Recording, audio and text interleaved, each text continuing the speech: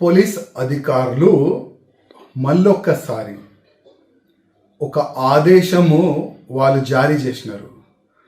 ఆ ఆదేశంలో ఏముందంటే, ఎవరైనా హిందూ ఎస్ఐ కానీ, ఇన్స్పెక్టర్ కానీ, ఏసీపీ కానీ, కానిస్టేబుల్ కానీ, ఏదైనా పదవిలో ఉన్న ఆ పోలీస్ అధికారులు కానీ, కానిస్టేబుల్ కానీ, ఒకవేళ మతపరమైన దీక్షలు వేసుకుంటే ఆయన సొల్లు పెట్టుకొని ఆ దీక్షని కంప్లీట్ చేసుకోవాలి.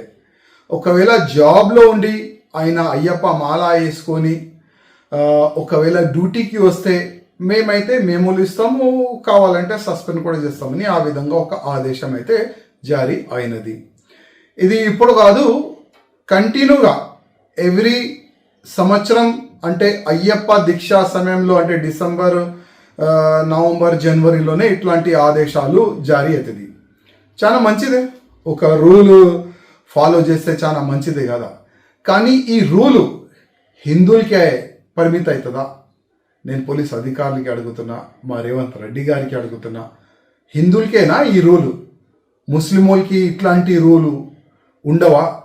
రంజాన్ సమయంలో చాలా మంది ఇన్స్పెక్టర్ కానీ, ఏసీపీ కానీ, కానిస్టేబుల్ కానీ, ఎస్ఐలు కానీ చాలామంది రోజులు పెట్టుకుంటారు. మళ్ళీ వాళ్ళకి ఫుల్ ఫ్రీడమ్ ఇస్తారు కదా.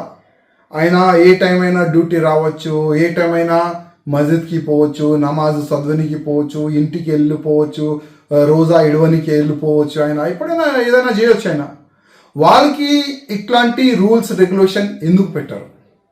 ఇట్లాంటి ఆదేశం రంజాన్ సమయంలో ఎందుకు బయటికి రాదు నేను అడుగుతున్నా. అంటే హిందూ ఫెస్టివల్ ఉంటే, హిందూ పండుగలు వస్తే, అయ్యప్ప స్వామి దీక్షా సమయం వస్తేనే ఇట్లాంటి రూల్స్ యాద్ వస్తుందా నేను అడుగుతున్నా. మా రేవంత్ రెడ్డి గారికి నా ఒకటే ఒక నివేదిక, రూల్ ముస్లిమ్స్ కానీ, హిందువులు కానీ, సిక్కు కానీ, ఇసాయిలు కానీ ఒకటి సమానం ఉండాలి. అంటే హిందూ ముస్లిమ్స్ రెండు కళ్ళులుగా ముఖ్యమంత్రి గారు మీకు ఉండాలి.